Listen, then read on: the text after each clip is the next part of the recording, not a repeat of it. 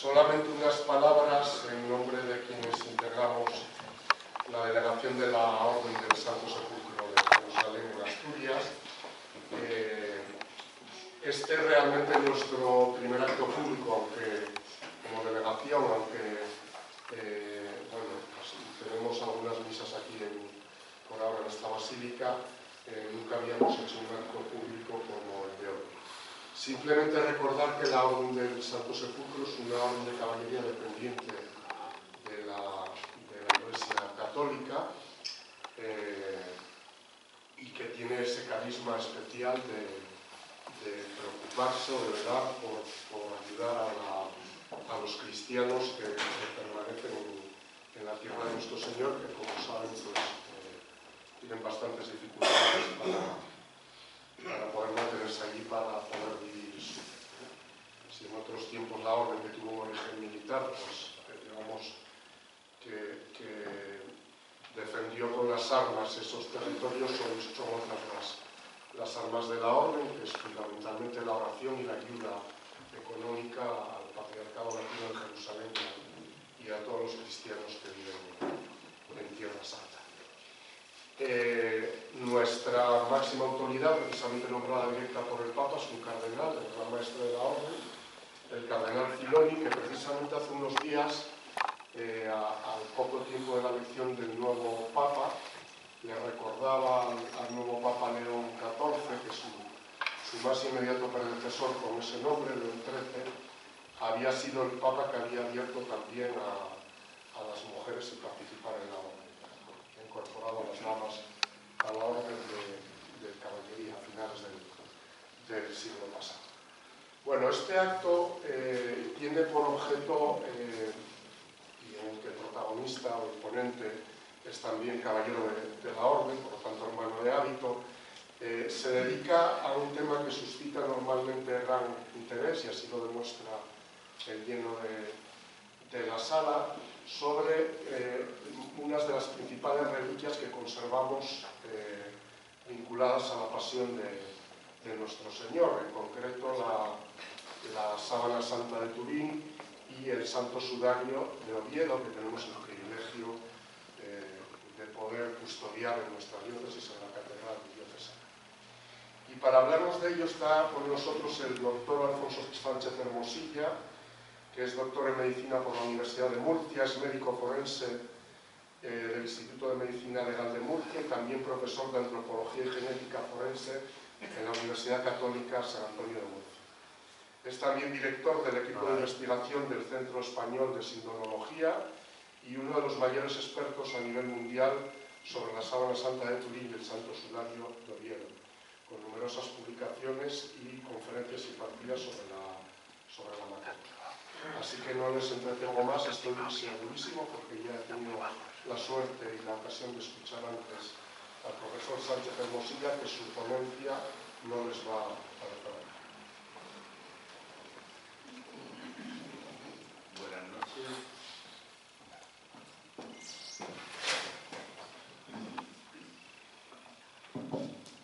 Hola, buenas noches, ahora sí. Muchas gracias, Ignacio. Muchas gracias, por supuesto, a la Orden del Santo Sepulcro, a los responsables de la basílica. No se oye nada. Se oye más.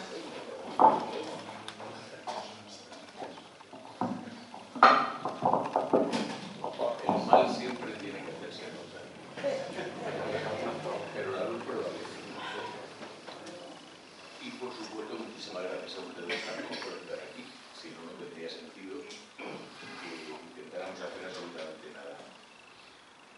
Pues, como les ha dicho Ignacio, y como les ha dicho el sacerdote, vamos a dar un enfoque diferente a esta conferencia. Vamos a hablar efectivamente de la pasión de Jesús de Nazaret, pero en mi condición de médico forense y de antropólogo, pues voy a hacerlo precisamente basándome de lo que la ciencia nos puede aportar en dos objetos interesantísimos para la ciencia en general y para los creyentes en particular, que son la síndrome de Turín, lo que ustedes conocen como sábana santa, y el sudario de Oviedo, que aquí afortunadamente sí lo conocen, cosa que me alegra muchísimo, porque normalmente tengo que presentarlo desde cero, lamentablemente, pero bueno,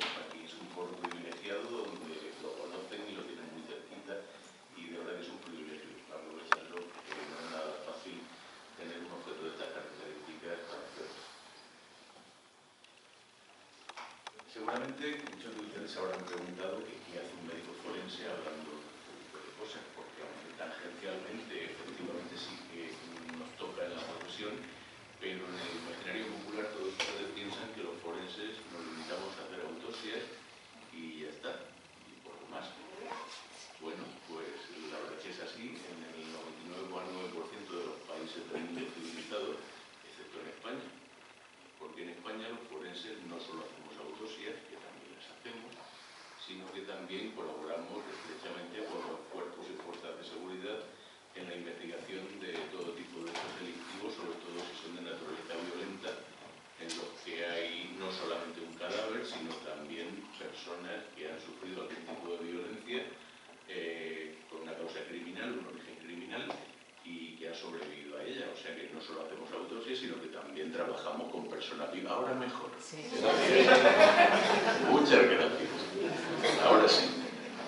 Decía que también trabajamos con personas vivas y estoy seguro de que alguno de ustedes, pues si no personalmente, tendrá algún conocido que habrá tenido un accidente de tráfico, habrá sido objeto de un robo con violencia o cualquier tipo de acto violento, y el juez ha pedido que le vea el forense, y el forense le ha visto y ha hecho un informe que ha presentado a la mesa del juez, y seguro que no les ha hecho autopsia ni con anestesia ni sin anestesia.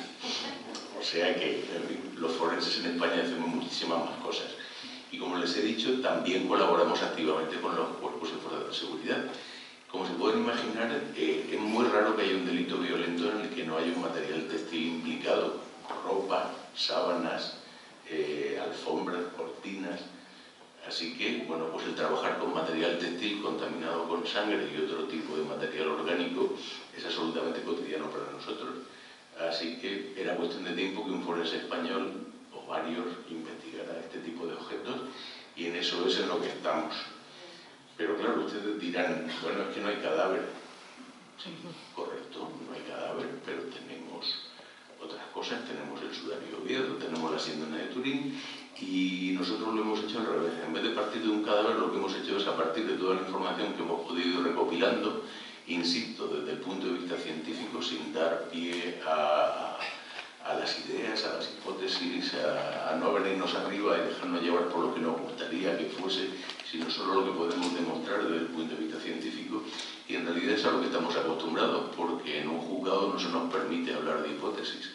En un juzgado, si nos dijéramos, pues yo creo que a este señor le han pegado 3 puñaladas, nos van a fusilar los abogados de la parte del que defiende al acusado, y nos va a matar los abogados de la parte que lógicamente defiende a la familia de las víctimas. Así que no podemos basarnos en hipótesis, estamos acostumbrados a trabajar solo con información que estamos en condiciones de demostrar científicamente. Así que, como decía, en vez de partir del cadáver y de una autopsia, lo hemos hecho al revés. Hemos recopilado la investigación científica y nos hemos proporcionado nuestro propio cadáver. Muchos de ustedes conocerán la obra del profesor Miñarro, sobre todo el escrito sinónico de Córdoba y todas las demás que ha hecho. Bueno, pues todas ellas están basadas en la información que le hemos ido aportando y que él también ha sido capaz de ir descubriendo, como buen antropólogo que es, no solo es escultor. Así que, bueno, pues esas son las obras más fidedignas y esas son los cadáveres, los cuerpos con los que trabajamos. Y por otra parte, los forenses españoles sí que vamos al lugar de los hechos, al levantamiento del cadáver, no como en otros países, que o lo hace la policía o mandan un auxiliar o un equipo de auxiliares. Nosotros sí participamos en el levantamiento del cadáver. Evidentemente ha pasado muchísimo tiempo, han pasado 2000 años, y en su momento tanto el Gólgota como el sepulcro estaban en lo que era una cantera de roca caliza que ya no estaba en explotación, y les he puesto 2 imágenes porque no estamos absolutamente seguros de cuál era el aspecto que tenía el suelo, la base de sustentación. Hay 2 hipótesis más aprobadas, más defendidas por parte de la comunidad científica, que son las que les he presentado ahora, pero en cualquier caso, como se pueden imaginar, ven que no es un terreno afable, no es un terreno llano, y que el emplazamiento del Gólgota pues, está cerca del sepulcro, pero llegar no era fácil. Hoy las cosas han cambiado y lo que tenemos es una basílica. La distancia que hay entre el Gólgota, que es lo que está en la base de la flecha, y el sepulcro, que es lo que está en la punta de la flecha, es muy cortita, en línea recta son menos de 43 metros, 42,7 metros, pero según nuestros experimentos, según nuestras deducciones de todo lo que hemos ido descubriendo, para cubrir esta distancia, las personas que integraban el cortejo fúnebre y que transportaban el cadáver lo hacían con suma dignidad, y a pesar de ser menos de 50 metros, tardaron alrededor de 10 minutos en cubrir esta distancia. Luego veremos por qué. Había más causas implicadas. Y insisto, aunque es una basílica hoy en día, no está ni muchísimo menos como estaba en su momento, pero hemos hecho un gran esfuerzo para estar allí y hacer una investigación como se debe hacer desde el punto de vista científico. Problema, que conseguir que te dejen excavar allí es complicadísimo. Por un lado hay que convencer a las autoridades civiles, y no es fácil, el Estado de Israel no es fácil de convencer, y por otro hay que convencer a las autoridades religiosas, que tampoco es fácil, y más en este caso que hay 4 credos religiosos dentro de la basílica, y hay que ponerse de acuerdo con los 4. Bueno, pues nosotros tuvimos la bendita suerte de que don Florentino Díez, que seguramente alguno de ustedes le conocerá, aparte de ser un grandísimo arqueólogo y un gran sacerdote, fue nuestro arqueólogo durante muchísimo tiempo. Estuvo 17 años excavando en el entorno no solo de la Basílica del Santo Sepulcro, sino en todo el entorno de Jerusalén, y gracias a él pues conseguimos un permiso especial, no para excavar, sino para, bueno, estamos en el siglo XX, XXI, la tecnología avanza. Nosotros lo que hicimos fue hacer un georradar. ¿Qué es un georradar? Bueno, pues es una tecnología que permite, sin excavar, saber lo que hay en el subsuelo utilizando pues, tecnología moderna. Es el equivalente, para que lo entiendan, no es igual, no se basa en los mismos fundamentos físicos y técnicos, pero es el equivalente a un estudio radiológico o a un estudio de resonancia magnética aplicado en un cuerpo humano, pero en esta ocasión en el subsuelo. Bueno, pues en las últimas semanas se ha hablado mucho de los hallazgos. Ahora sí están dando permiso para hacer excavaciones en el sepulcro. Han encontrado huesos de aceituna, o sea que sí que parece ser que este podría ser el entorno de un huerto y posiblemente de un sepulcro, pero los que dimos el primer paso fuimos nosotros, nuestro equipo de investigación, le dices, porque con este georradar, que parece ser que no aportó nada, de hecho, yo reconozco que estaba un poco descorazonado cuando veía los datos y no me parecían relevantes, pero cuando llegamos a un dato concreto, Florentino dijo, lo hemos conseguido. Esto que tenemos aquí es un sistema de drenaje. Y yo dije, bueno, sí, ya, ¿qué importancia tiene? Claro, yo no soy arqueólogo, evidentemente, yo soy forense, humilde forense. Dice, mira, te lo voy a contar. Como tú sabes, los judíos en aquella época enterraban a sus cadáveres de una forma totalmente diferente a la nuestra, y se la resumo. Sobre todo los que habían muerto de forma violenta. Nos los lavaban, los ponían en una losa de piedra en la antecámara del sepulcro, lo dejaban ahí envuelto con un sudario, con sus ropas si la tenía, lo dejaban ahí durante un año, lo velaban durante 4 días, todo hay que decirlo, porque hasta el 4.º día no estaba legalmente muerto para la cultura judía en aquella época. Bueno, pues una vez que habían pasado los 4 días y ya se declaraba legalmente muerto, cuando empezaba a oler, vamos a decirlo claramente, lo dejaban en esa losa de piedra durante todo un año hasta que desapareciesen las partes blandas, simplemente siguiendo los procesos naturales, la putrefacción, los animalitos que se nutren de la fauna del cadáver, en fin, este tipo de cosas. Y al año volvían, recogían los huesos, los metían en un osario de piedra, excavaban un nicho dentro del sepulcro, la familia que se lo podía permitir, y lo dejaban ahí pues ya de forma permanente, y quedaba la bancada libre para futuros cadáveres que fuesen necesarios. Bueno, pues como se pueden ustedes imaginar, en un clima desértico, un cadáver en estas condiciones pues sufre unos fenómenos desagradables, pero que no hace falta que se los describa, con una producción de líquidos cadavéricos, y estos líquidos deben de salir de ahí, si no sería absolutamente insalubre, y los judíos velaban a sus cadáveres dentro del sepulcro, no fuera. Así que necesariamente debía haber un sistema de drenaje. Sin drenaje no podía ser una tumba judía del siglo I. Así que antes de que aparecieran los huesos de las aceitunas, nosotros ya sabíamos que era el lugar correcto. bueno, posiblemente un poquito mejor porque han terminado por fin la restauración. Esta foto tiene ya unos añitos, como podrán ver. Yo estaba más delgado incluso en el tiempo. Pero no tenía pelo, hay cosas que no cambian. Así que efectivamente no tenemos cadáver, pero sí tenemos pruebas físicas. Una, el sudario de Oviedo, que ustedes también conocen, cosa que me congratula enormemente. Y otra, la síndrome de Turín, que ustedes también conocen, afortunadamente. Y enseñar esta foto aquí tiene un significado especial, porque reconocen a esas personas que están ahí, ¿verdad? Bueno, esta foto fue tomada hace poquito, hace unos años, porque algunos se acordarán, otros no se acordarán, el arzobispado de Turín regaló al arzobispado de Oviedo una copia a tamaño natural de la síndrome, con una calidad magnífica. Lo que ocurre es que durante la pandemia pues no pudo viajar nadie de Turín aquí a hacer entrega de la síndrome y me pidieron a mí que hiciese la entrega en mi condición de asesor científico del Centro Internacional de Sindrología de Turín, muy en contacto, como se pueden imaginar, con el arzobispado de Turín, así que por eso estoy yo allí. Por supuesto, ese señor es el arzobispo de Oviedo, don Jesús, y el de don Benito. Así que, bueno, pero el ponerles esta foto aparte, porque evidentemente aquí en Asturias procede, es para que vean ustedes el tamaño que tiene la síndrome de Turín.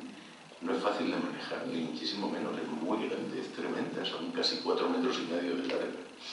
Y además no solo eso, fíjense en el detalle, de dónde estamos cogiendo el objeto, la síndrome, de los bordes, de lo más lógico. El problema es que todas las muestras que se han tomado hasta la fecha para hacer investigaciones científicas han sido de los bordes, la zona más contaminada, justo donde no había que cogerlo. Pero bueno, es lo que tenemos. Así que sí, con muchas limitaciones, pero sí podemos hacer una investigación científica y forense absolutamente convencional. No estamos haciendo nada raro, en absoluto. Simplemente lo que estamos haciendo de forma cotidiana en nuestro trabajo, en el desempeño de nuestra profesión, pero en este caso con objetos que tienen una relevancia pues, bastante importante. ¿Cuáles son, de forma resumida, los hallazgos médicos forenses? Pues básicamente los que nos cuentan los evangelios. Ambos objetos, ya se lo adelanto, contuvieron el cadáver de la misma persona, de esto estamos absolutamente seguros, por muchísimos motivos.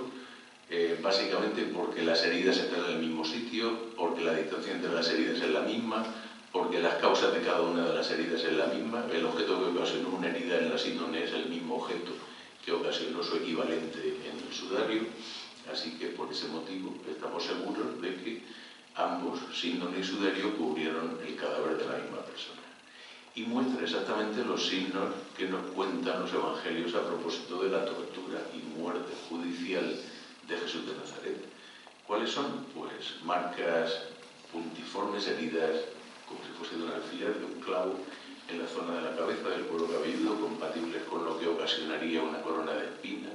Luego les contaré qué tipo de corona. Todo el cuerpo cubierto de heridas ocasionadas por una flagelación durísima, luego veremos hasta qué punto de dura. Marcas en los clavos compatibles con una crucifixión, tanto en las manos como en los pies. Y todas estas heridas, bueno, además de contusiones, heridas sangrantes en la cara sobre todo.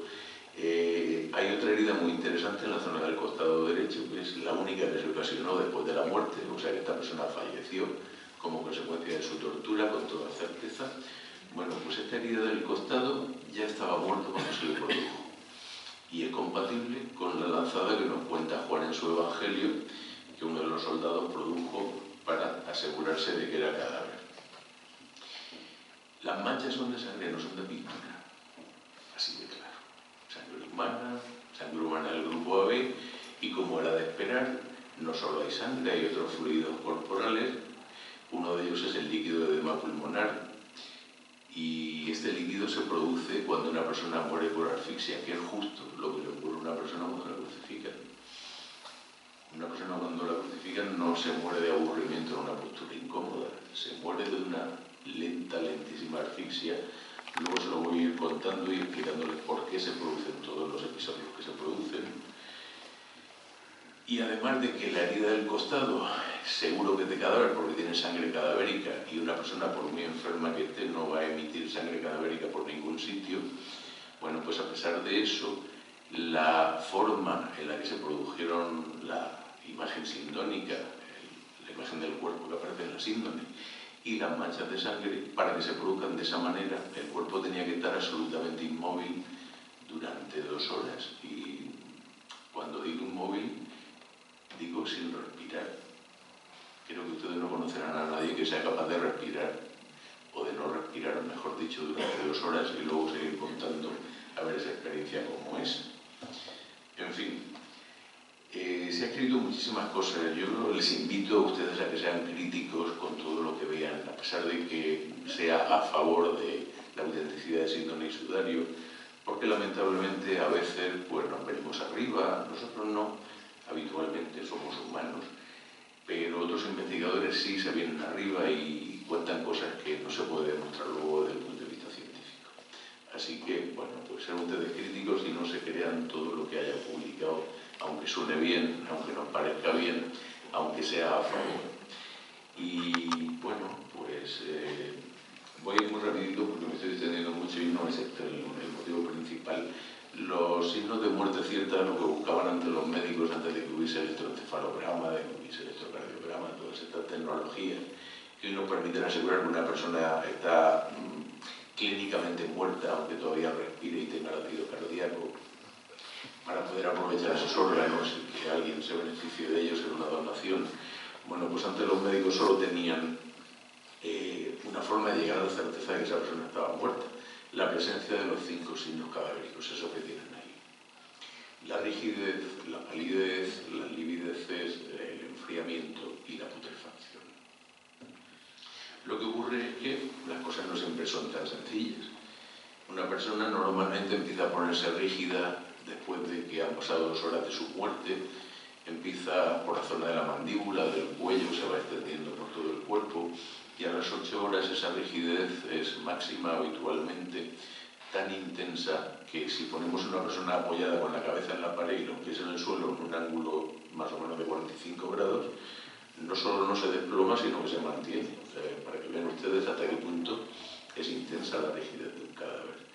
Se mantiene durante unas 48, 72 horas y a partir de ahí va desapareciendo hasta que queda flácido totalmente.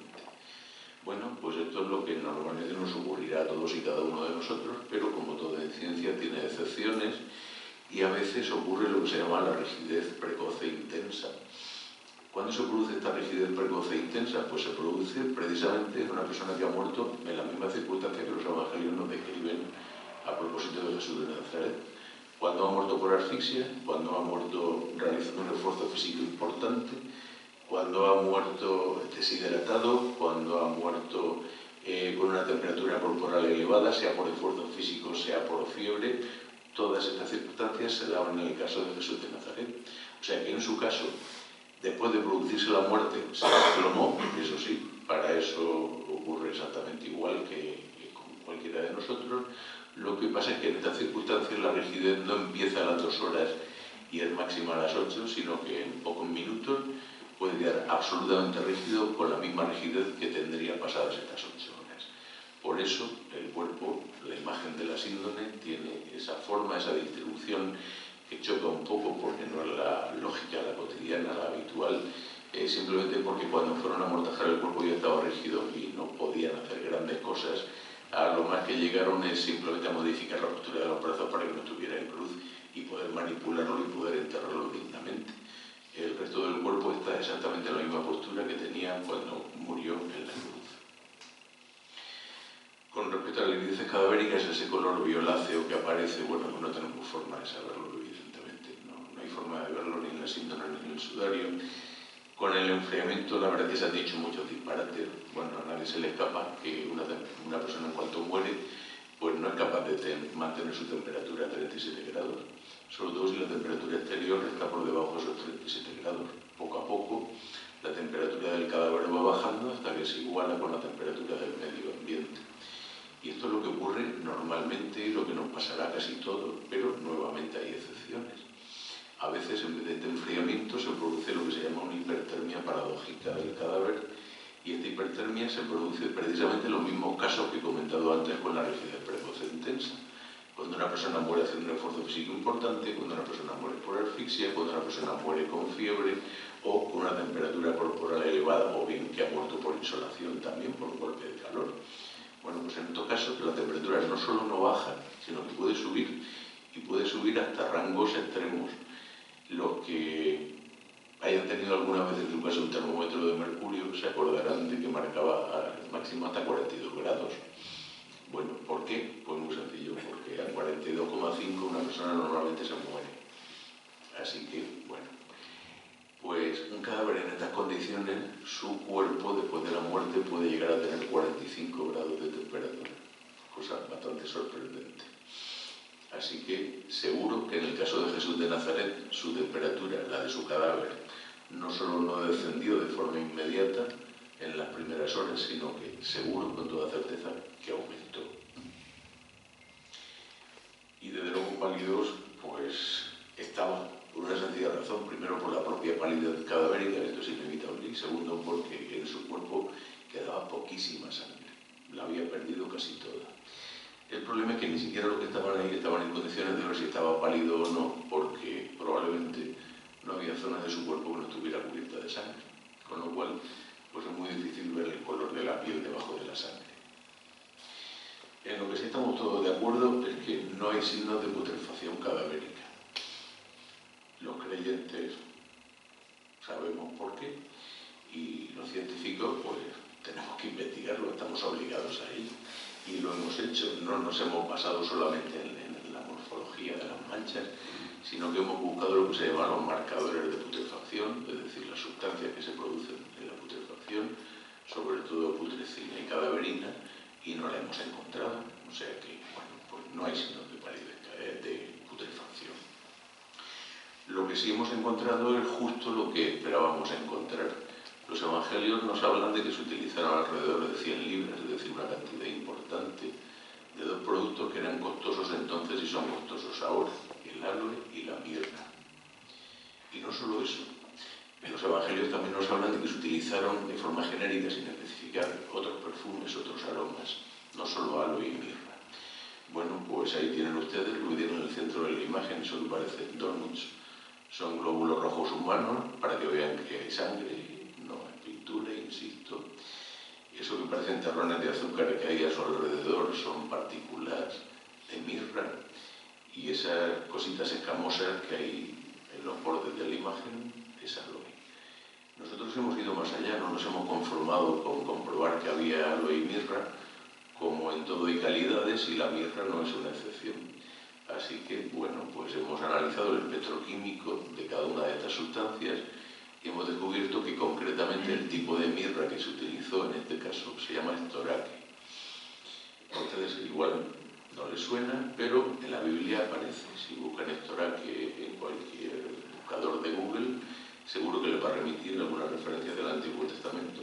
Así que este era un producto que se utilizaba y se conocía en Oriente Medio muchísimo antes de la época de la que estamos hablando. Y además, nuestra bióloga Marcia Boy tenía la teoría de que muchos de los pólenes que se habían identificado tanto en la síndrome como en el sudario había sido una identificación errónea, y para eso se basaba. La forma sencilla de expresar su hipótesis es que decía que para nosotros el pueblo judío pues tiene unas costumbres que nos resultan bastante extrañas, hacen las cosas de forma totalmente diferente a como lo hacemos nosotros, pero ni siquiera un judío entierra a un ser querido poniéndole un manojo, un ramo de cardo porriquero, y pone flores. No sé si a los cardos le llaman cardo porriqueros aquí en el norte, en el sur sí. Dice que incluso un judío le pone flores, no le pone cardo porriqueros a un ser querido. Y uno de los pólenes más abundantes es ese que les he mostrado ahí en color y que se había identificado antiguamente como Buntelia thunderforti, un cardo. Bueno, pues ella estaba convencida de que no, que era otra planta aromática, el Helichrysum, y la verdad es que consumió mucho tiempo y muchos esfuerzos en encontrar en las muestras que le proporcionamos granos de Helichrysum. La fortuna quiso que fuese yo quien lo descubriera en la UCAN, cuando yo lo que estaba buscando la sangre, en fin, ¿qué le vamos a hacer? Pero por fortuna trabajamos en equipo y le mandé una captura de pantalla y le dije, Marcia, ¿esto qué es? Y me dice, pues lo que estoy buscando, el Ictisum. Bien, pues eso. En resumen, les resumo muchísimos años de investigación. Hemos encontrado más cosas, hemos encontrado prácticamente la lista completa de pólenes de las plantas que describen dos historiadores contemporáneos del siglo I, Plinio el Viejo y Dioscórides, que mencionan una lista de perfumes, de ungüentos que se utilizaban para amortajar los cadáveres de los reyes en Oriente Medio, en aquella época. Bien, precisamente, hablando de esto, en una jornada científica, es otra arqueóloga que sustituyó a Florentino Díez. Cuando comentamos todo esto, dijo, pues es verdad, cuando abrimos la tumba de Herodes el Grande, olía exactamente a la lista de perfumes que vosotros estáis mencionando. Así que, bueno, resumen. El cadáver de Jesús de Nazaret se amortajó con la dignidad de un rey, utilizando exactamente el mismo tipo y la cantidad de productos que se utilizaba para amortajar a un rey, y se amortajó con la dignidad de un sumo sacerdote, porque aunque el sudario de Oviedo era un lienzo corriente que prácticamente cualquier judío varón llevaba uno de forma cotidiana, la síndone es un material textil exótico, muy caro, y todo parece indicar que era la tela con la que se planeaba hacer la túnica del sumo sacerdote para celebrar el Yom Kippur, que es una de las fiestas sagradas judías más importantes. Así que, insisto, fue amortajado con la dignidad de un rey y con la dignidad de un sumo sacerdote. Esta imagen a ustedes también les suena, ¿verdad? Me alegra porque normalmente tengo que explicar lo que es. Bueno, y ahora ya, después de este preámbulo, vamos a contarles desde el punto de vista científico qué se puede afirmar basándonos en lo que hemos descubierto sobre síndone y sudario, sobre todo lo que le pasó a este hombre que, según nuestra hipótesis, es Jesús de Nazaret y no tenemos otro candidato, así de sencillo. Empezamos por la corona de espinas. Esta es la famosa Gundelia Thunderfort y el cardo borriquero.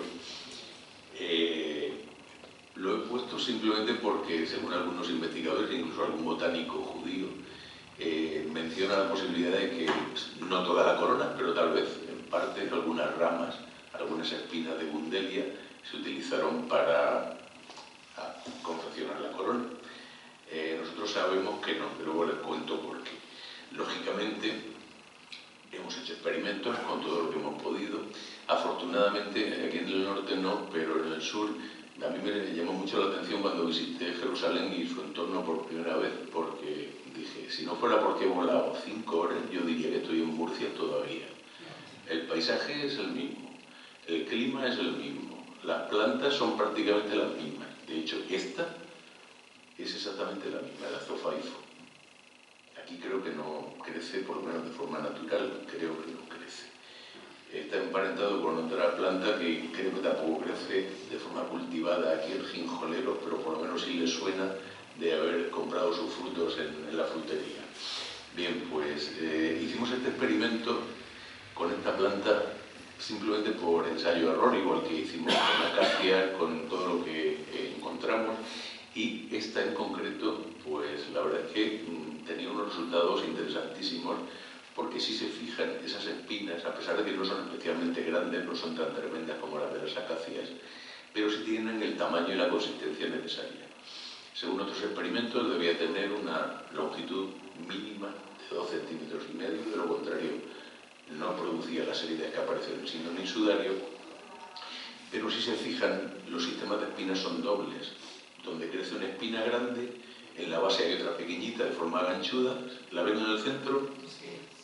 Bien, pues esa espina pequeñita, a pesar de que no era capaz de hacer daño, de lesionar la piel, pero era vital para poder hacer una corona de espinas. Cuando utilizábamos otras ramas, acacia, limonero, que para eso soy murciano, bueno, nacido en Cartagena, que siempre ha habido categorías, murciano en definitiva. Cuando utilizábamos otras ramas espinosas, había que usar guantes, porque nos pinchábamos, y más nosotros que no trabajamos habitualmente con las manos, usamos el cerebro, una técnica que está en desuso últimamente.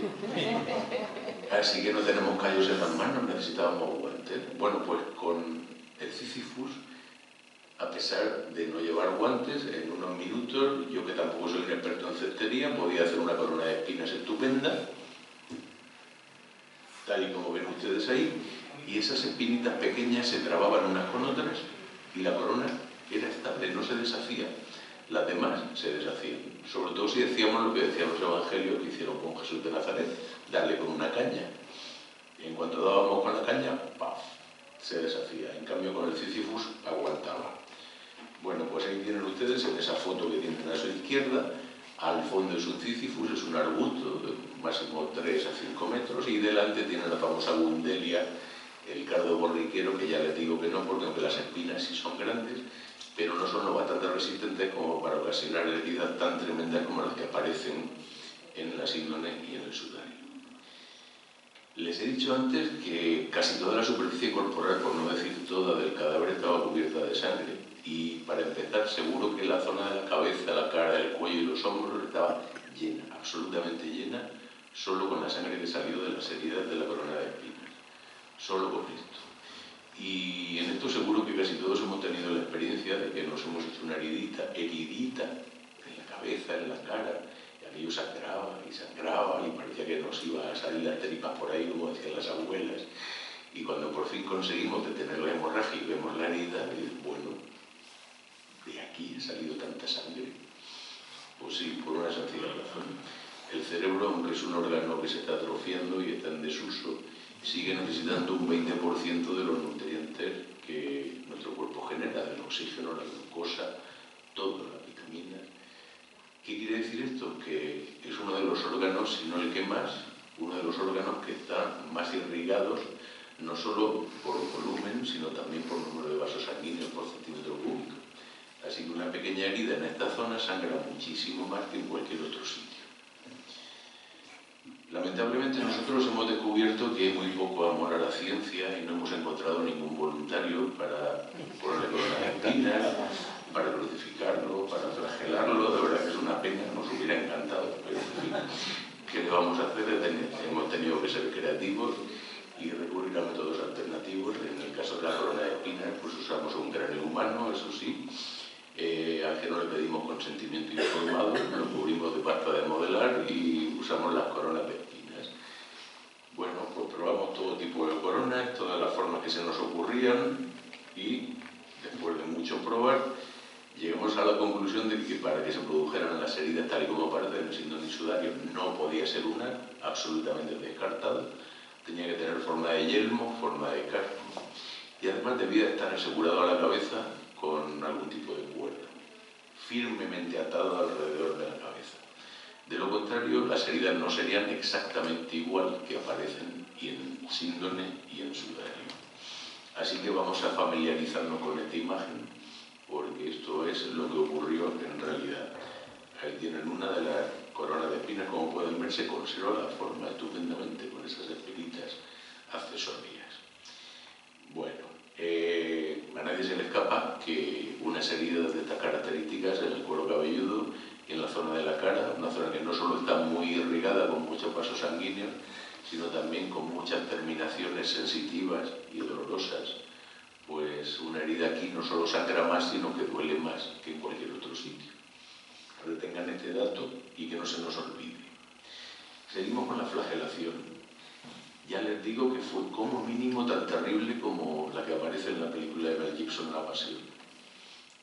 Fueron absolutamente crueles, absolutamente sádicos, y utilizaron ese látigo que tienen ustedes ahí, el flagrum taxilatum, que además hacía exactamente lo que sale en la película, arrancar la piel a tiras, textualmente clavarse y arrancar.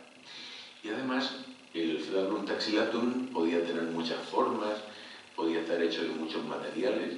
Lo habitual es que las bolitas del extremo de las cuerdas, que además solía ser de cuero porque era más eficaz, hacía más daño, solía ser de hueso de carnero, de tabas de carnero, simplemente por su disponibilidad. Era un producto barato, asequible, pues se utilizaba eso y bueno, pues funcionaba bastante bien.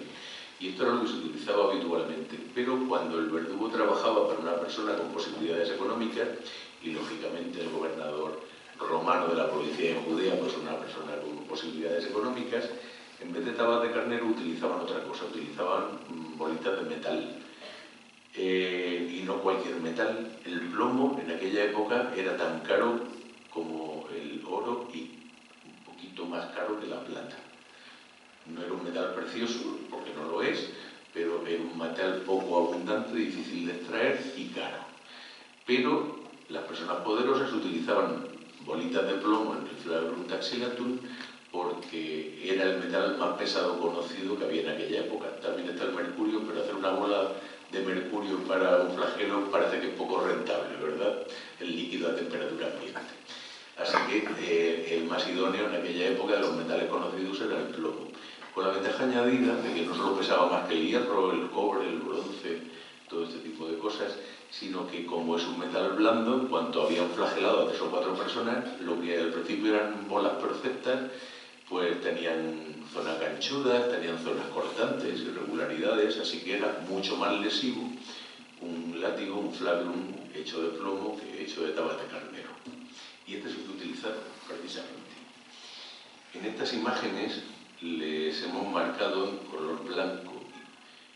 Los golpes que dio uno de los verdugos fueron 2 en total, uno situado de un lado y otro a otro, que descargaban no a la vez para no trabar los látigos, sino descargando alternativamente, y además así descansaban porque era agotador, tal y como aparece en la película. La película sale jadeando los verdugos porque era absolutamente agotador. Bueno, pues están marcados en color blanco los golpes que dio uno de ellos y en negro los que dio el otro, tanto por la parte de delante como por la parte de detrás. Esto se puede descubrir simplemente observando la síndrome con ojos expertos, como lo mira una persona con muchos años de experiencia en el manejo de material textil, en el manejo de cadáveres, un fornés español, el resto del mundo no, los españoles solo.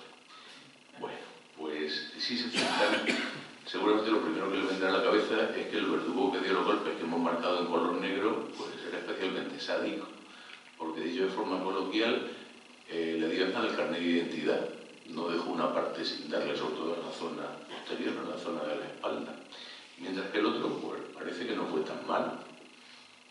Bueno, pues la realidad es justo lo contrario.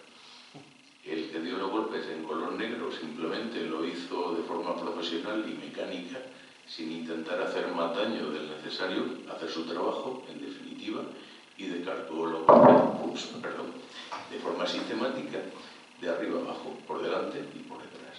Por el contrario, el señor que dio los golpes que hemos marcado en color blanco, su intención era, si no matar al condenado en la zona de la flagelación, que era práctica habitual en aquella época, pues ocasionarle lesiones tan graves que aceleraran su muerte lo máximo posible, y aun en el caso de que le indultasen y no lo crucificasen, pues esta persona moriría seguro pocas horas después o como máximo 3 semanas después, como consecuencia de las infecciones y como consecuencia de la insuficiencia renal ocasionada por la flagelación. Luego hablaremos de esto. Y además, si se fijan, descargó los golpes en las zonas en las que más daño podía hacer, y se lo descifro. En la zona de los músculos pectorales, para destruir los músculos respiratorios y que se asfixiara antes. En la zona de la espalda, igual, destruyendo los músculos respiratorios para que cuanto antes acabemos, mejor. Nos vamos a la taberna a celebrarlo. En la zona precordial, delante del corazón, para provocar arritmias cardíacas o incluso una parada cardíaca. En la zona de los pulmones, para provocar lesiones en los pulmones y que se encharquen cuanto antes con sangre y se asfixie antes. El edema de pulmón seguramente les sonará a los que siguieron las noticias durante la convalecencia del Santo Padre Francisco. Sus pulmones se encharcaron con su propia sangre, en este caso, en el caso de Francisco, no por flagelación, evidentemente, sino por una infección por la neumonía bilateral que tenía.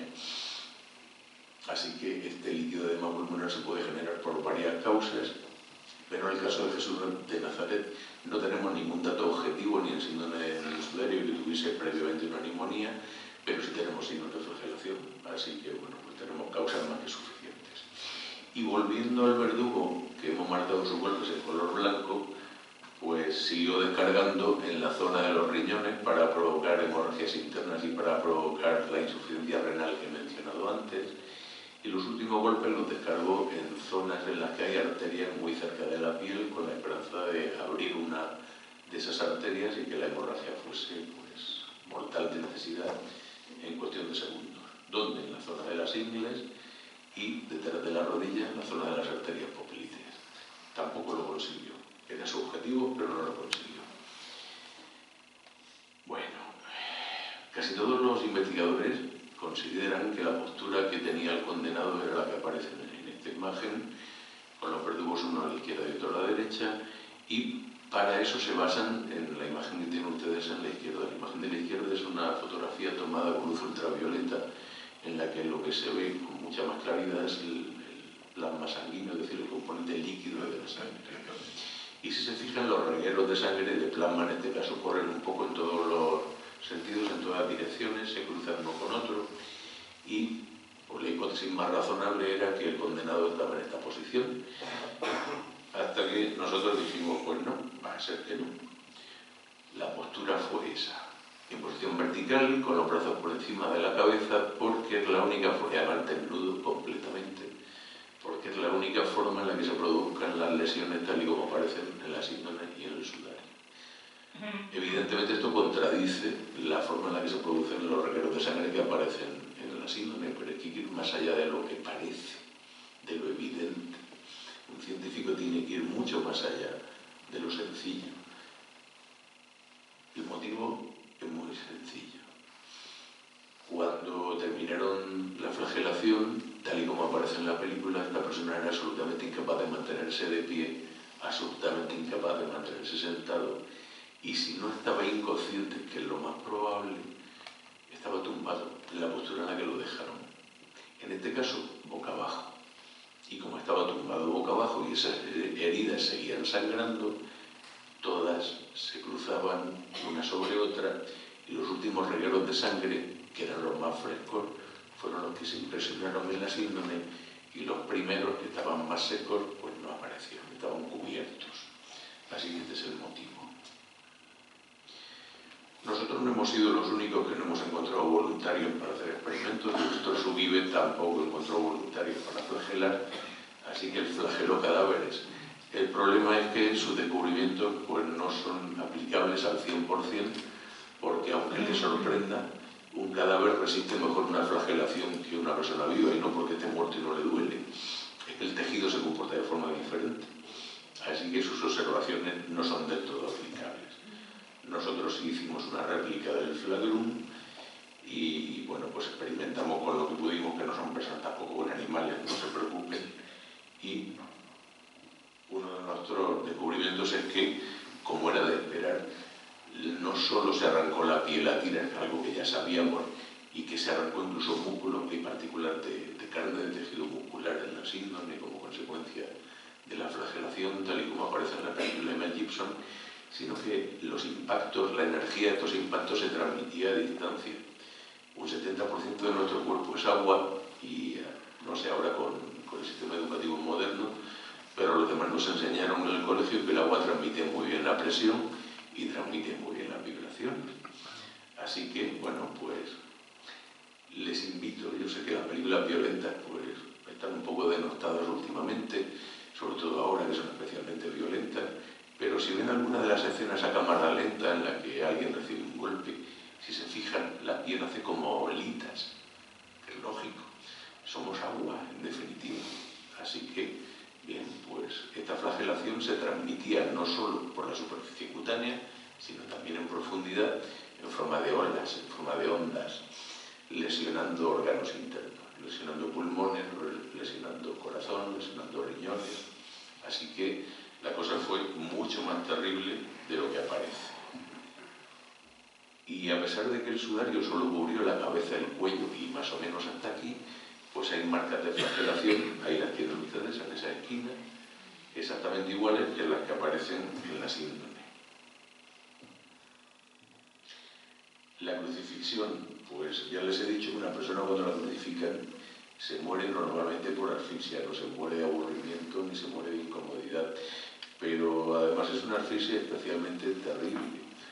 Todos hemos experimentado un episodio breve, afortunadamente, de asfixia cuando nos hemos atragantado o cuando hemos tenido un pequeño percance en la piscina o en la playa, pero un crucificado sabía que no se le iba a pasar, aunque le dieran palmaditas en la espalda.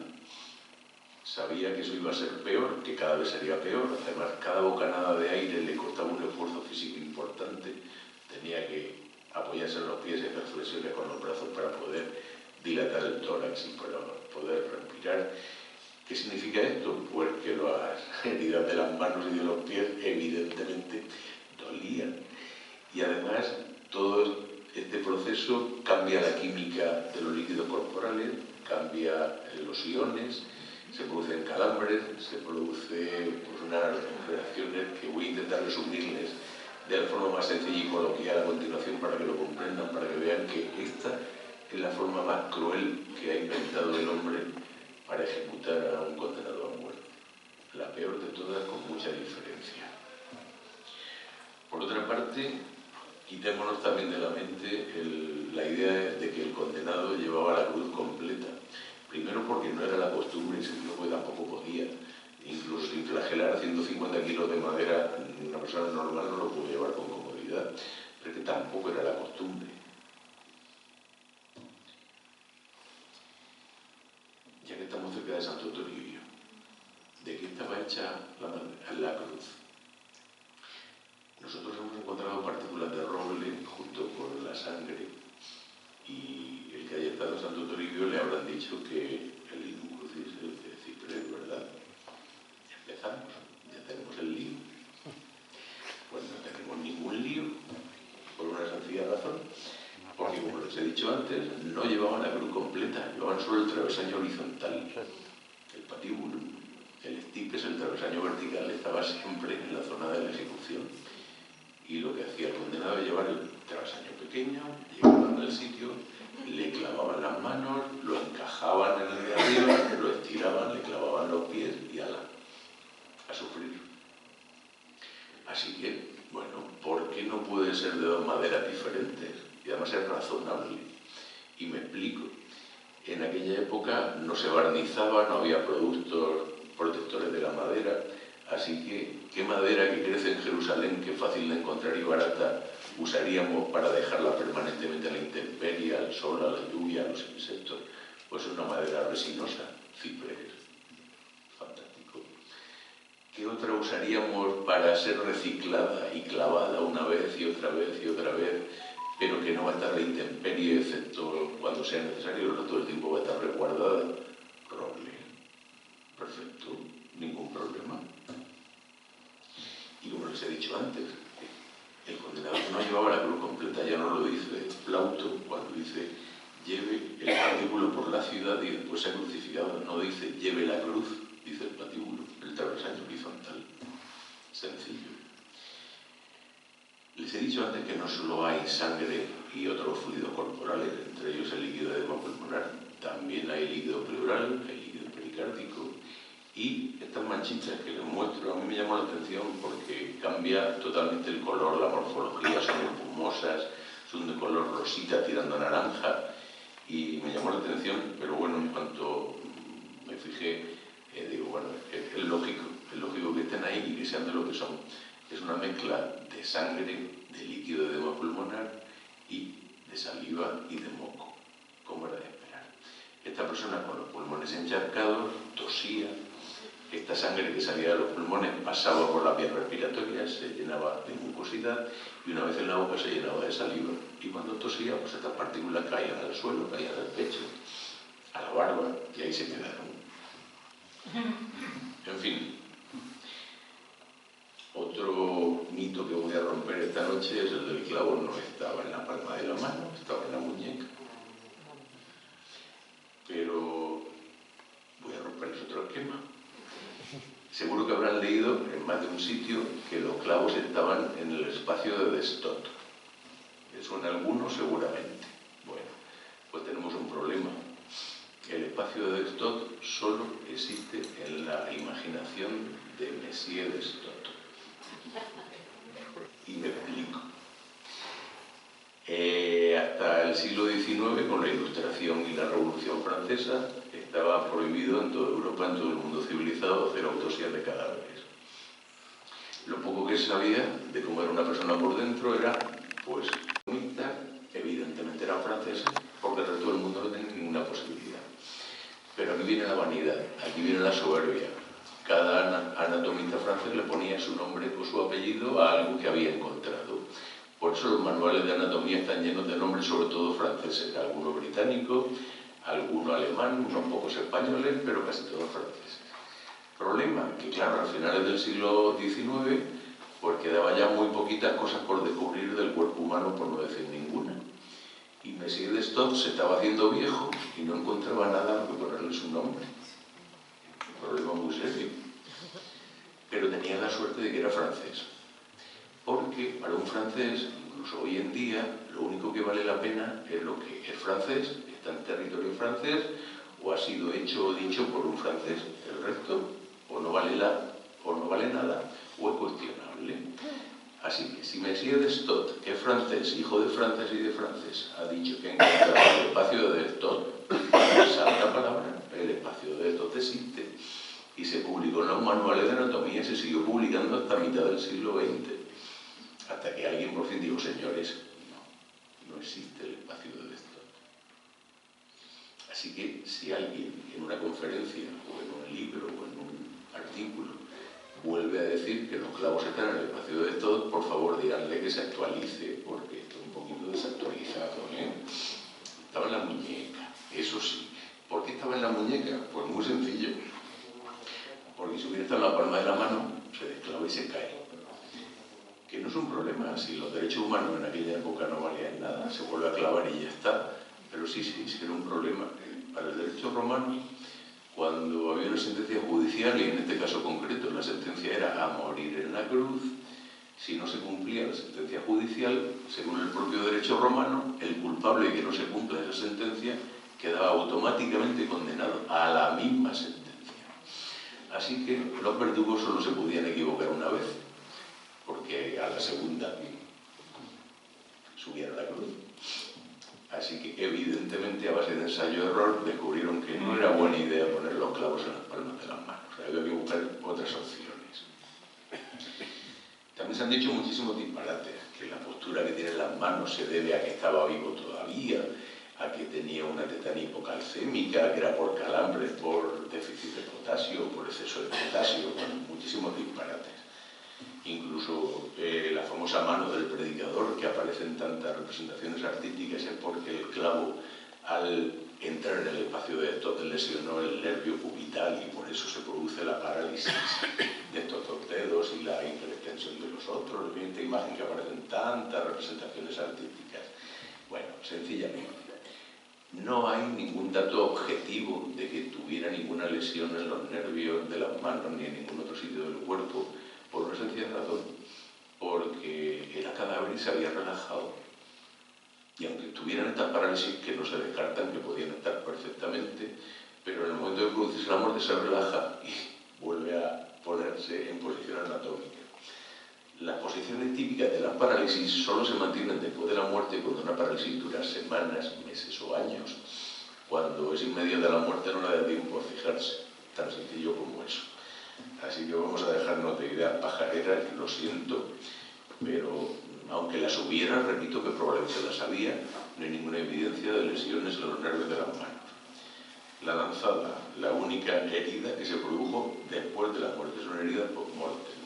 Y la sangre que salió, sangre cadavérica, Juan en su Evangelio la describe como sangre y agua, y en la sintonía aparece sangre cadavérica precisamente, y a su alrededor otro líquido que no es sangre, y que, bueno, pues sinceramente yo pensaba que Juan lo había descrito simplemente porque le parecía agua en un lugar desértico con un agua llena de sedimento, llena de limo y llena de arcilla.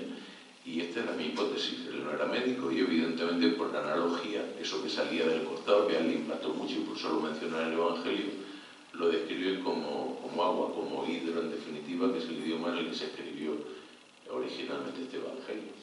Bueno, pues resulta que las cosas no son tan claras y tan sencillas, porque hidro, además de significar agua, en griego para el común de los mortales, era la palabra científica que se utilizaba en aquella época por los médicos para describir todo fluido corporal que no fuese sangre, orina o bilis, es decir, líquido pleural, líquido pericárdico, líquido meníngeo, líquido sinovial, la mucosidad nasal, todos estos fluidos era hidro para un médico. Así que no sabemos si Juan utilizó el lenguaje científico o simplemente aquello le parecía agua y por eso lo llamó así. No lo sabemos y nunca lo sabremos.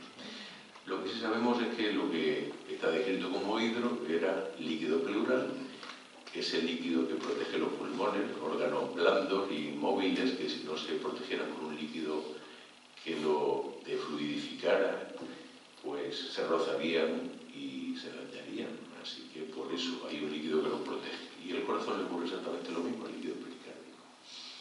En condiciones normales hay muy poquita cantidad, la justa para llenar un dedal en cada persona. Pero a veces esta cantidad puede aumentar incluso de forma muy rápida y una de esas formas es recibiendo traumatismos torácicos, una flagelación, por ejemplo. Y la cantidad de líquido pleural fue importante porque llegó a cubrir una cuarta parte del sudario de Oviedo y hace falta mucho líquido pleural para cubrir la cuarta parte del sudario de Oviedo. Ahí tienen ustedes muestras de autopsia con un líquido pleural exactamente igual que el color del agua del río Jordán, que el color del agua del río Segura o el color del agua que hay aquí después de una crecida con los sedimentos lógicos y naturales. Pero además este líquido pleural no solo tiene agua, que es lo que cabría esperar, sino que también tiene fibrina, una proteína muy interesante que no solo es la responsable de la coagulación, sino también la responsable de que se inicien todos los procesos de regeneración después de sufrir una lesión. Bueno, pues hemos encontrado esa fibrina concretamente en el sudario de Oviedo. Vamos a ir avanzando. Les voy a mostrar muy brevemente, por la imagen es dura, el aspecto que tiene el líquido de edema pulmonar, para que se imaginen ustedes los pulmones llenos de eso. Terrible. Porque si es un líquido, entonces sí lo expulsa, pero esto es una mezcla de moco, de espuma, que se pega. Es terrible, de verdad, absolutamente terrible. Sigamos con la lanzada. La marca del costado, el quinto espacio intercostal en esta zona, pues es evidente. No hay que ser un genio para darse cuenta de que la herida se produjo ahí. Y la hipótesis más aceptada era simplemente que la herida tenía más una trayectoria casi horizontal que entraba en el quinto espacio intercostal, perforaba pulmón derecho y probablemente llegaba hasta el corazón, hasta las cavidades derechas del corazón. Pero hay una parte del Evangelio de Juan, justo la siguiente frase, a que un soldado le traspasó el costado y al punto salió sangre y agua, pues la palabra traspasar fue inspiradora. Les tengo que explicar lo que significa traspasar. Así que si lo traspasaron y tenemos un testigo ocular, quiere decir que había un orificio de entrada que ya conocemos y que debía haber un orificio de salida. Bueno, pues como lo hemos encontrado, resulta que nuestra hipótesis es que la trayectoria fue esa. Entró por el quinto espacio intercostal, pero no hacia el centro, sino, de delante a atrás y salió por la espalda. ¿Cómo lo sabemos? Pues porque en el sudario de Oviedo hemos encontrado que esa manchita de ahí, que tiene sangre y que tiene agua, exactamente igual que el orificio de entrada en la síndrome. Y esa cantidad de líquido que no es sangre, fíjense ustedes, la mancha difusa ocupa más de una cuarta parte del sudario de Oviedo, líquido pleural. Tremendo.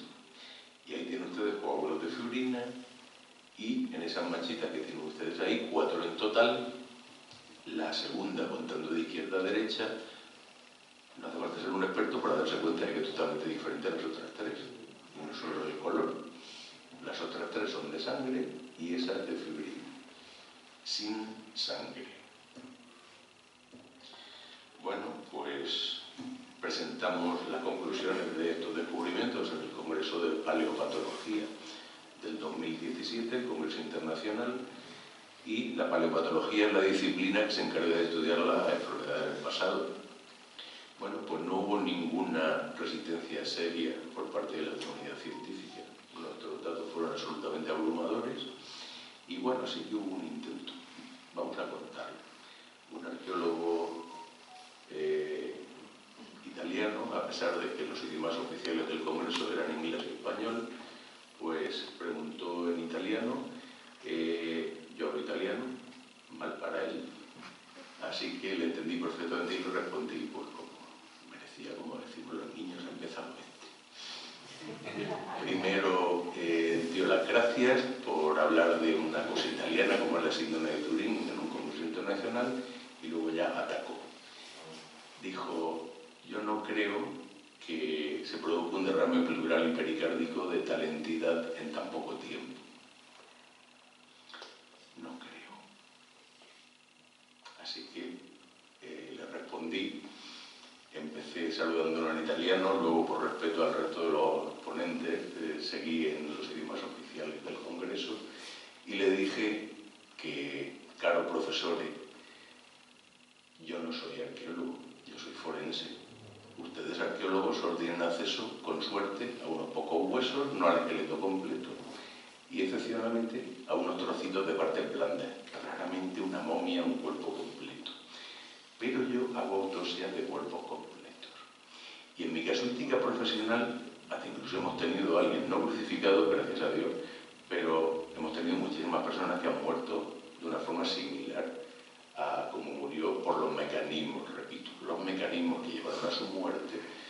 Y estos son, les pongo el ejemplo básico de una persona que sufre un accidente de tráfico con un golpe en el tórax, con el volante, y que queda atrapado entre los restos del vehículo, con lo cual al final, si tardan los bomberos en liberarlo, pues esta persona se muere por asfixia múltiple, primero por el traumatismo, por las lesiones internas y por la compresión del tórax ocasionada por los restos del vehículo. Bueno, cuando yo he hecho autopsias de estos cadáveres he encontrado cantidades importantes de líquido pleural y líquido pericárdico si ha tardado un tiempo razonable en morir, que no ha sido rápido. Y como he hecho una autopsia completa del cadáver, sé que ese derrame no se ha formado porque tuviera un cáncer, ni porque tuviera una neumonía, ni porque tuviera una enfermedad autoinmune, ni porque tuviera una intoxicación, ni porque tuviera ninguna otra causa que no fuese el accidente de tráfico. Así que mi experiencia profesional demostraba suficientemente que sí se puede producir un derrame pleural muy grande en un corto espacio de tiempo. Así que, caro profesor, mi dispiace ma non ha ragione. En el caso de los pies, ¿se utilizó un clavo o dos? No lo sabemos. Todo parece indicar que se utilizó uno solo. Y no solo por la posición de los pies, sino porque es lo razonable. Los clavos se reciclaban antes más que ahora. Era una cosa absolutamente valiosa. Y además estamos seguros de que, bueno, no sabemos si los clavos eran de cobre o de hierro, bronce en todo caso, pero ninguno de esos materiales era lo bastante bueno como para perforar el roble, y el ciprés tampoco. O se doblaba o se partía o se despuntaba. Los orificios estaban pretaladrados, con toda seguridad. Era lo más eficiente, era lo más lógico, lo más rápido. Y si algo caracterizaba al Imperio Romano, no solo era su violencia, sino su eficiencia. Seguro que los orificios estaban pretaladrados. Solo había que poner la mano enfrente del agujero, insertar el clavo en el lugar correcto, un martillazo, ya estaba clavado. Con la mano simplemente no hacía falta ni tenazas ni nada, podía doblar el clavo por detrás y ya estaba sólidamente clavado. Y una vez muerto, para desclavarlo, pues repetir el proceso a la inversa, repito, solo con las manos, sin tenazas, sin nada, sin cosas raras. Con la mano enderezas el clavo, quitas el cuerpo, sacas el clavo y haces lo que tengas previsto. Así que probablemente fue un clavo solo y ya estaba pretaladrado. Y lo que sí sabemos es que no le rompieron las piernas, y esto es muy sencillo. El hueso de la tibia está muy cerquita de la piel y cuando se rompe de forma violenta se produce una fractura abierta. Los propios fragmentos óseos rompen la piel y producen heridas. Si las hubiera, las veríamos en la síndrome. No están, no ha habido crucifragium, no ha habido fractura de las piernas. Y esto es un descubrimiento reciente. Esas manchitas que aparecen en esa zona, en la zona de las nalgas, a mí me llamó la atención porque el color es muy diferente, mucho más oscuro, achocolatado, más denso, mucho más denso que las manchas de sangre del resto del cuerpo.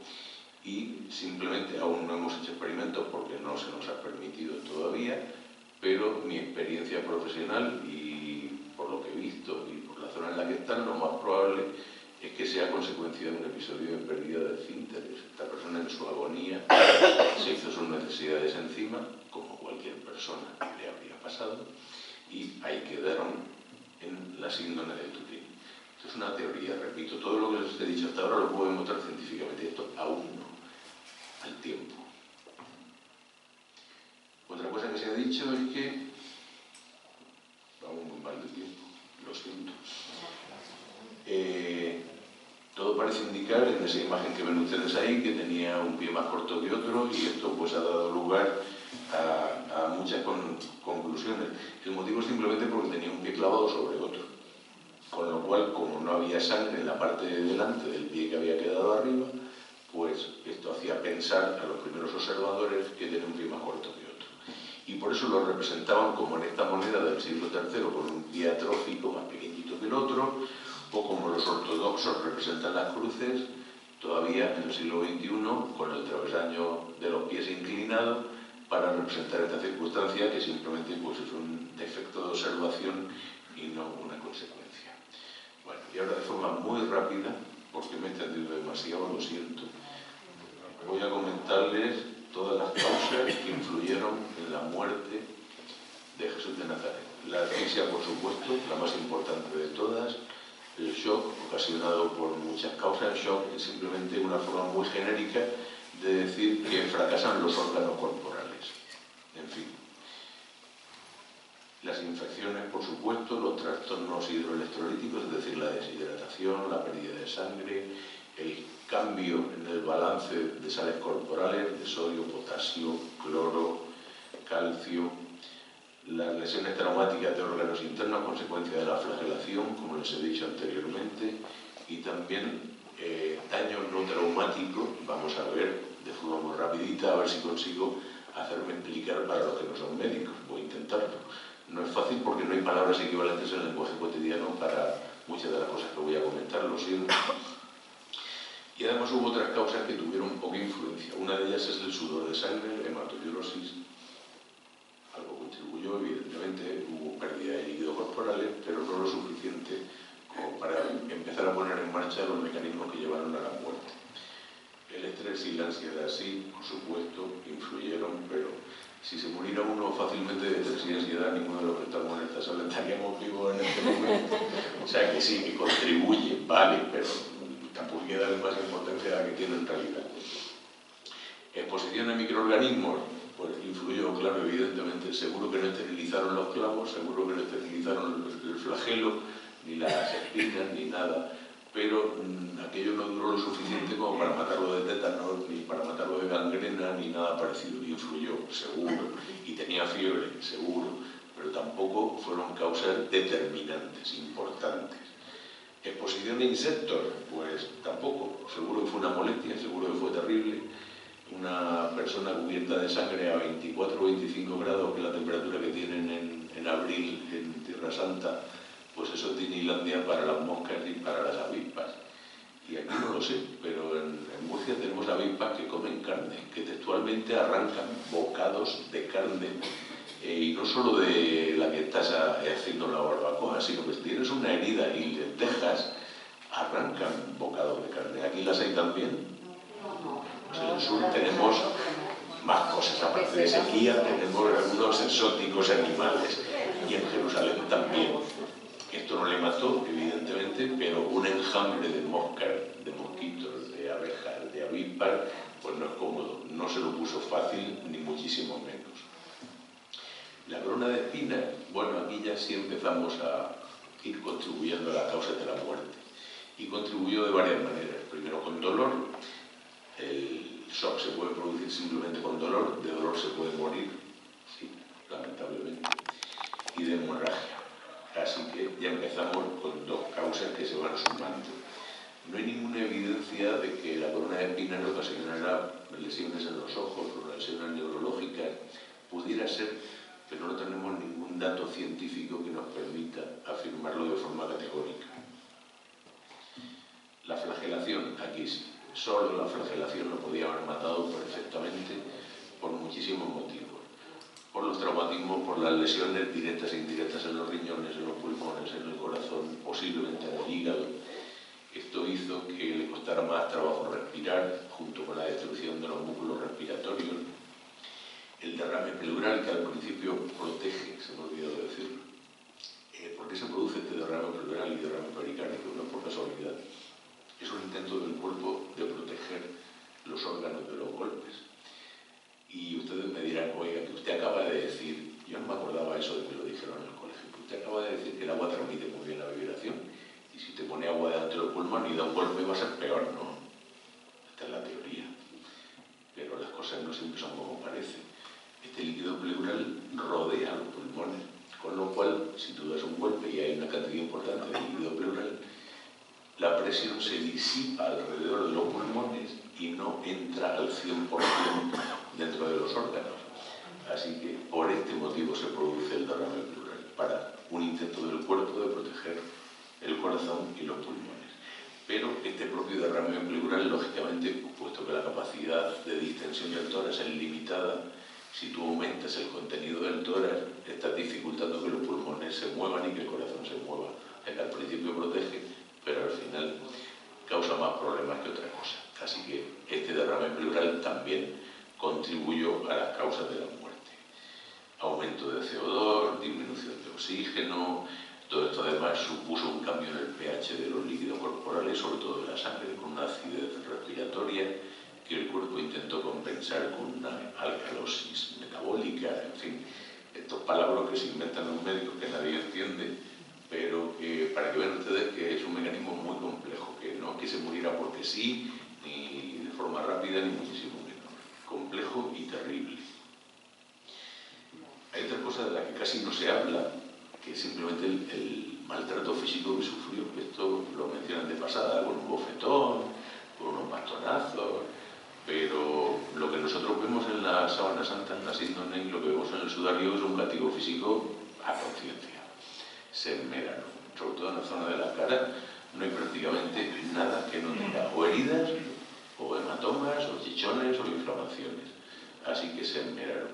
Y esto evidentemente pues también contribuyó a las causas de la muerte, al dolor físico. Toda esta inflamación en la zona de la boca y de la nariz dificulta la respiración, evidentemente. Así que, bueno, pues esto también, la sudoración, la deshidratación, la privación de agua, aunque al final parece ser que le dieron un poquito de vino mezclado con agua, pero eso fue al final, tampoco que se esperaran mucho, en fin. Y ya por si nos faltaba algo la crucifixión, con todo lo que supone, con la asfixia, los calambres. Ustedes imagínense horas y horas y horas con calambres. Si es cuando nos da un calambre en una pierna y nos deja absolutamente incapacitados para todo, para correr, para todo, para pensar, pues imaginamos calambres durante horas en todo el cuerpo. Terrible. Y además, cuando hay un calambre, el músculo no tiene control sobre él. Una persona que tiene un calambre generalizado en todo su cuerpo, hasta que se acaba el calambre, no puede respirar, por si le faltaba algo. En fin, y por supuesto insuficiencia cardíaca, por muchos motivos, la pérdida de sangre, la pérdida de líquidos, los cambios hidroelectrolíticos, los trastornos respiratorios, en fin. Posiblemente también había disminución, posiblemente no con toda certeza, había disminución de riego sanguíneo en el propio corazón, así que no se puede descartar, no lo podemos demostrar, pero no se puede descartar que hubiese algún episodio de angina de pecho, incluso de infarto. Es más que probable que lo hubiera, pero no hay forma de demostrarlo.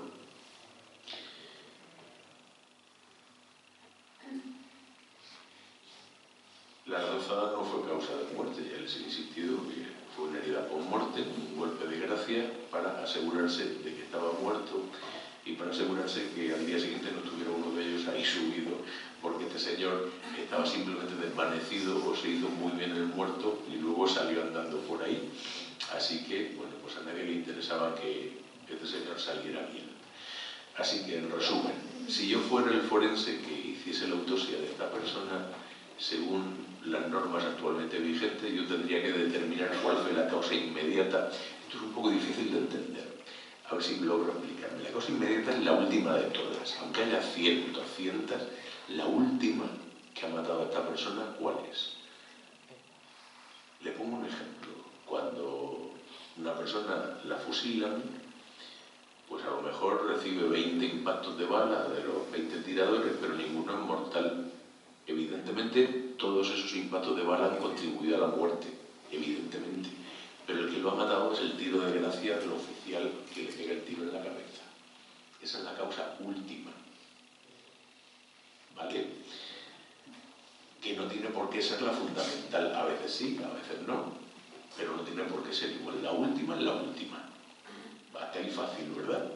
Y la fundamental es que más peso específico ha tenido en las causas de la muerte. En nuestro caso, la asfixia. Por todos los motivos que les he dicho ahora. Por el líquido pleural, por la flagelación, por la destrucción de los músculos respiratorios, por la crucifixión, por todo esto. Y las causas intermedias son todas las demás que sí que han influido, pero que ni ha sido la última, ni ha sido la fundamental. Son todas las demás, por exclusión. El shock, por todas las causas que ha tenido, el dolor, el fracaso multiorgánico, los traumatismos, la pérdida de líquidos, la deshidratación, la isquemia miocárdica, las arritmias cardíacas, todo esto son las causas intermedias. Así que, en resumen, causa de la muerte, asfixia postural, que es como se llama cuando la asfixia se produce por una postura rara, crucifixión en definitiva, y para que vean ustedes si una persona se puede asfixiar por una postura rara, cuando tengan ocasión, cuando vean un programa aburrido en televisión y tengan que hacer algo para pasar el tiempo, simplemente les invito a levantar los brazos por encima de la cabeza. A los 10 minutos van a ver cómo les cuesta trabajo respirar, les duele, hay calambre y van a bajar los brazos. Seguro. Para que vean ustedes que sí, que se puede uno morir por este motivo. Bueno, pues además de esa asfixia, hubo un shock traumático, un shock hipovolémico, rhabdomiolisis, se me ha olvidado comentarlo, cuando la flagelación destruye la carne, el músculo, libera su contenido. Y los músculos tienen dos cosas en su interior que están muy bien cuando están dentro, porque cuando salen fuera la lían. Uno es el potasio y otra es la mioglobina. El potasio es una de las sustancias que utilizaban en Estados Unidos en la inyección letal para matar a los condenados. O sea, que para que vean ustedes que cuando el potasio sube o baja por encima de unos estrechísimos parámetros, es mortal. Y si no te mata, te produce arritmias cardíacas y te produce calambres. O sea, que tampoco es agradable. Y la mioglobina, cuando sale fuera de las células musculares, obstruye la función renal y produce insuficiencia renal. Así que, bueno, pues otro problema añadido que se me había olvidado decir. Y ya para terminar, esto no tiene nada que ver con la muerte, pero es un dato importante y que ningún forense había mencionado en el pasado, repito, porque ningún forense español hasta la fecha había investigado con estos objetos. Los forenses, sobre todo los españoles, cuando estamos delante de la víctima de un delito violento, tanto si es un cadáver como si ha sobrevivido, buscamos lo que se llama signos de lucha y defensa.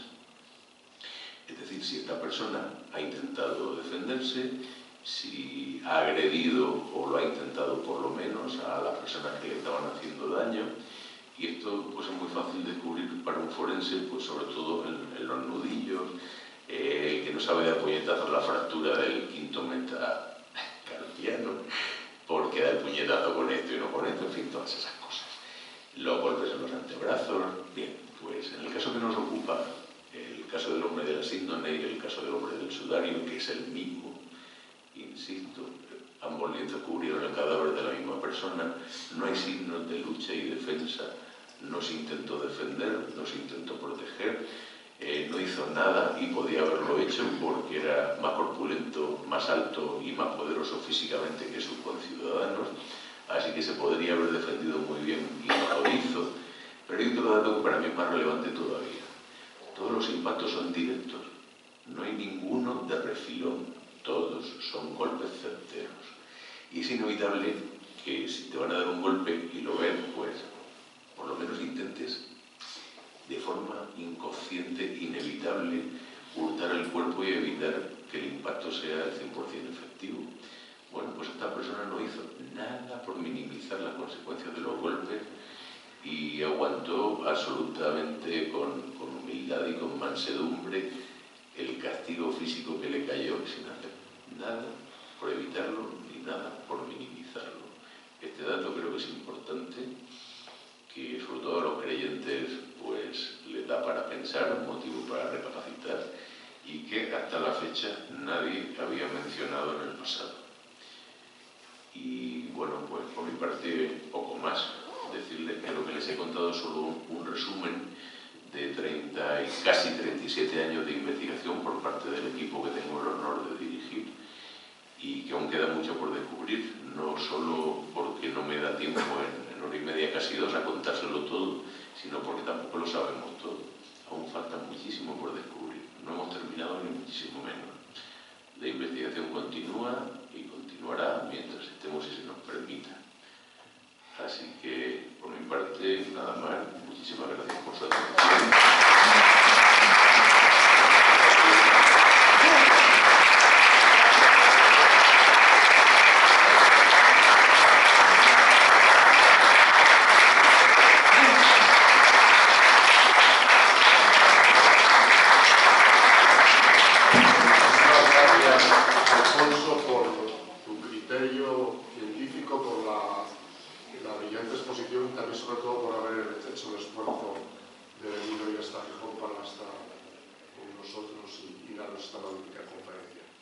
Dada el avanzado de la hora, si alguien quiere hacer alguna pregunta, pero rogaría que fueran, o consideración que fueran breves.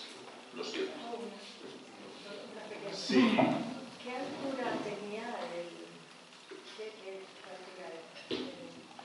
Es difícil saberlo porque no basta con medir la huella de la sábana santa.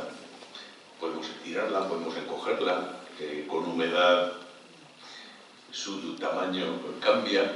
Y aparte hay que tener en cuenta que estaba encorvado, estaba encogido, con la región lumbar encorvada, las piernas flexionadas, los pies extendidos, o sea que no es fácil medir.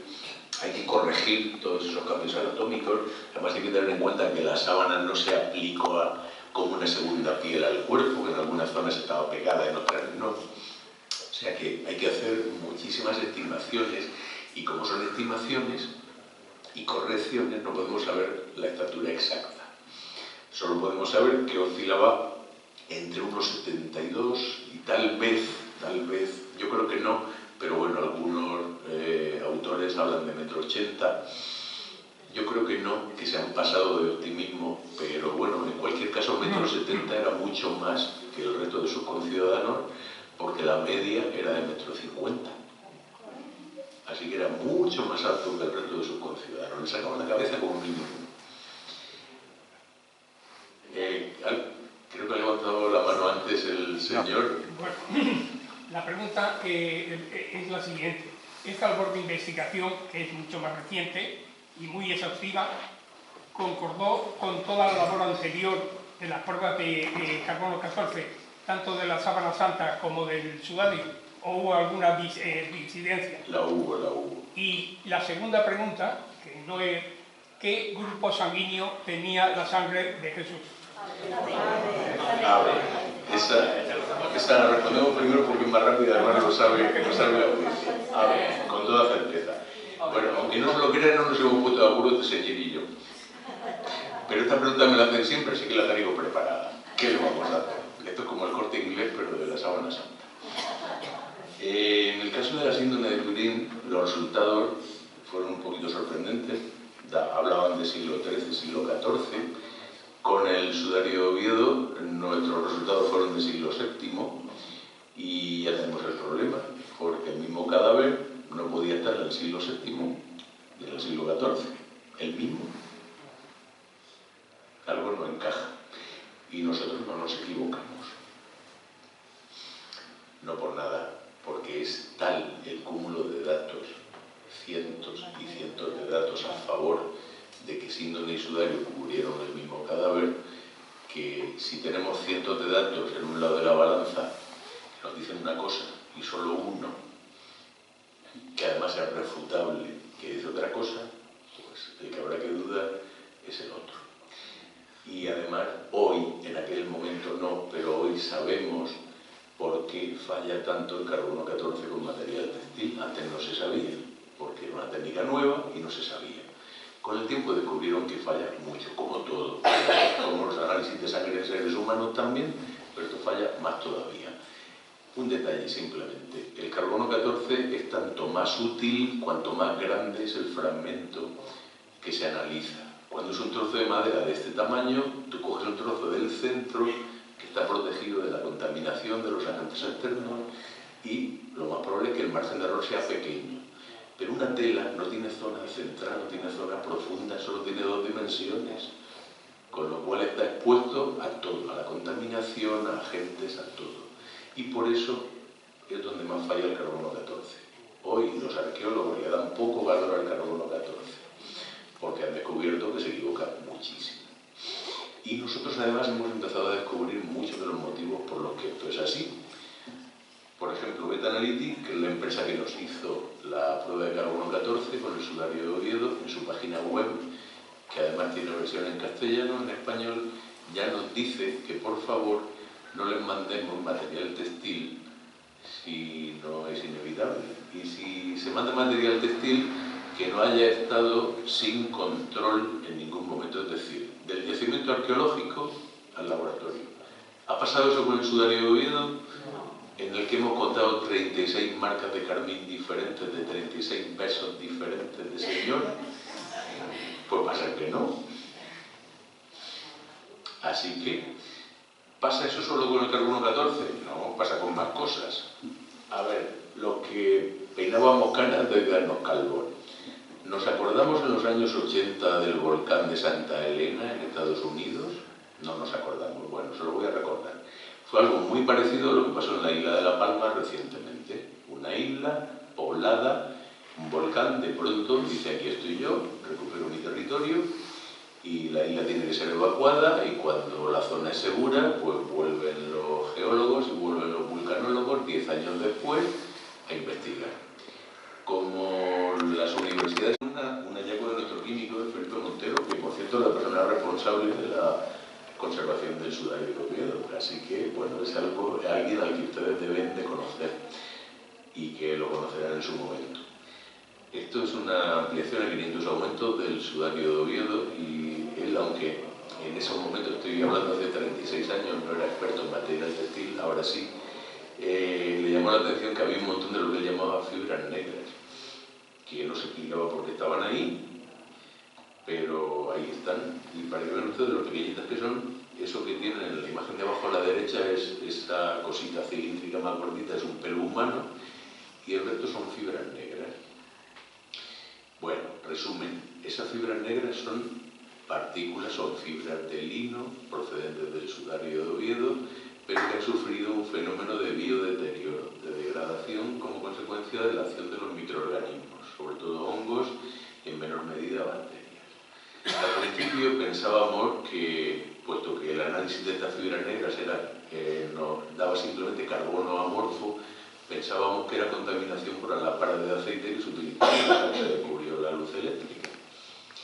Y por ahí iban nuestras investigaciones hasta que descubrimos que no, porque si fuese el hollín del aceite estaría en la superficie de la fibra, no toda la fibra.